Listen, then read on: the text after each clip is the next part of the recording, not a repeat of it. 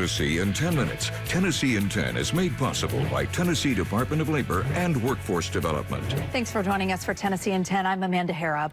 A Middle Tennessee District Attorney General announced he has resigned after he was charged with firing into a home.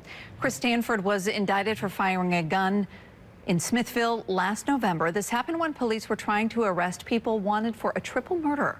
One of the suspects rammed a car into a deputy's truck. Stanford then fired shots toward the suspect. One of the bullets, though, went through a home where there was a family with children inside. Stanford's last day is October 31st. His trial date is in January.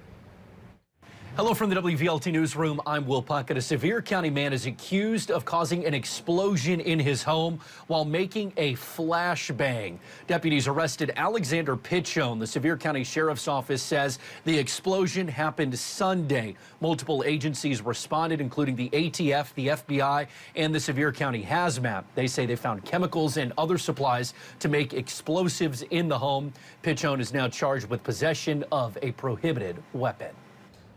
A mid-state school district has designated today as Charlie Kirk Day of Peaceful Civic Discourse to honor the life of the conservative activist.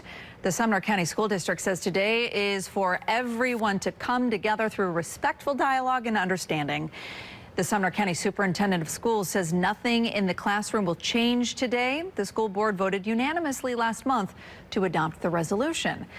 Following Charlie Kirk's death, Sumner County officials were looking for other ways to honor his life. One commissioner proposed renaming a road that leads to schools, but not everyone was on board with that idea.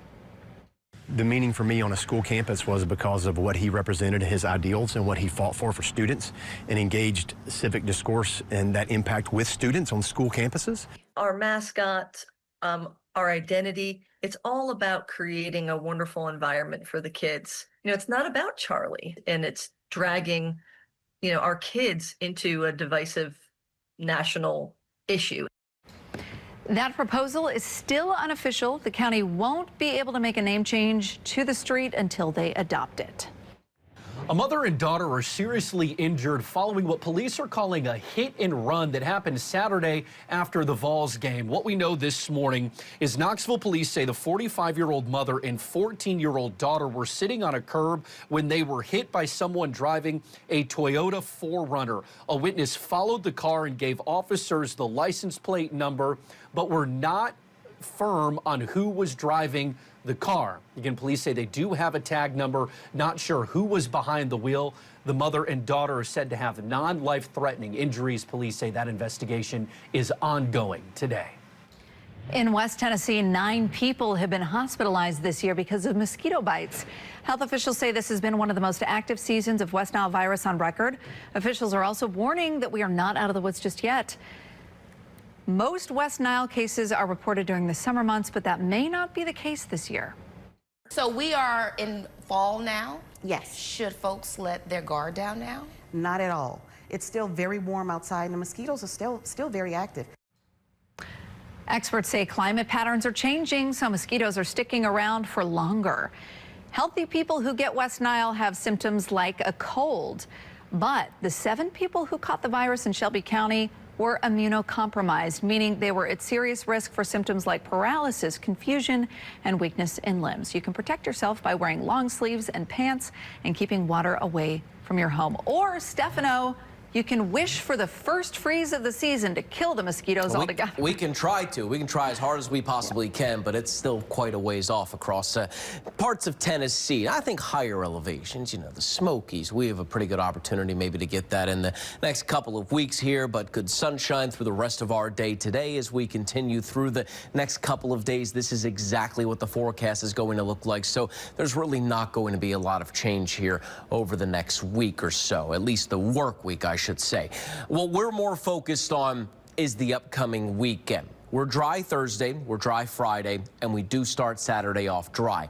There's our cold front off to our west. This is what we're watching very closely for the upcoming weekend, and we're still fine-tuning the timing for you. There are some of our weather models that are picking the speed up of this, and it's moving a little bit quicker, so that could make the rain arrive earlier in some areas. So that's kind of something that there's still some uncertainty that lies, but moving from west to east, it's a pretty typical cold front for this time of year.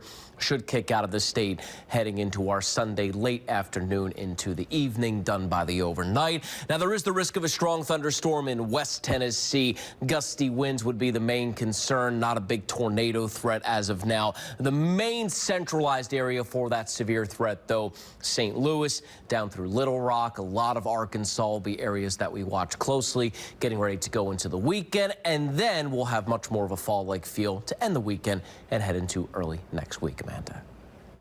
I'm Jerry Askin. The Memphis Safe Task Force is now in its third week, and a small group of veterans set up a protest camp in downtown Memphis. Now, one of those men calls the Guard's presence a waste. This coming as military police with the National Guard were armed and spotted over the weekend in Morris Park. Now, there are plenty of other Memphians that have taken to social media saying they're very supportive of the National Guard and other federal agencies here in the Memphis area. Again, more than 800 arrests have been made since federal agencies arrived in Memphis at the end of September. Though we're still working to see how that compares to this time last year. Well, an update to a story we brought you yesterday. A missing boater's body has been found in Monroe County. Officials say James McIntyre was reported missing on Sunday near the Ballplay boat dock in between Von Orr and Tellico Plains. Officials saying that his boat, truck, and trailer were located upriver. Again, James McIntyre was reported missing Sunday. Officials say they found his body yesterday. In the WVLT newsroom, I'm Will Puckett. Now back to you. Hundreds of demonstrators are planning to protest across Tennessee this weekend. More than 30 No Kings protests are expected this Saturday in Memphis, Knoxville, and Nashville. We saw similar protests in June where millions of people across the country and thousands in Tennessee hit the streets on President Trump's birthday. Now, organizers are planning a similar demonstration this Saturday. First Alert meteorologist Stefano DiPietro tracking our next round of the possibility for storms, and Alexandria Adams watching the roads this morning. And that wet weather going to be the big story for us in your First Alert forecast, particularly because a lot of this rainfall is going to come for the upcoming weekend. So we'll talk everything you need to know about timing and potential severe weather coming up with your First Alert forecast. And it's been a really busy Tuesday morning out on the roads. We have yet another new crash impacting the morning commute. We'll talk about that one and many more in just minutes.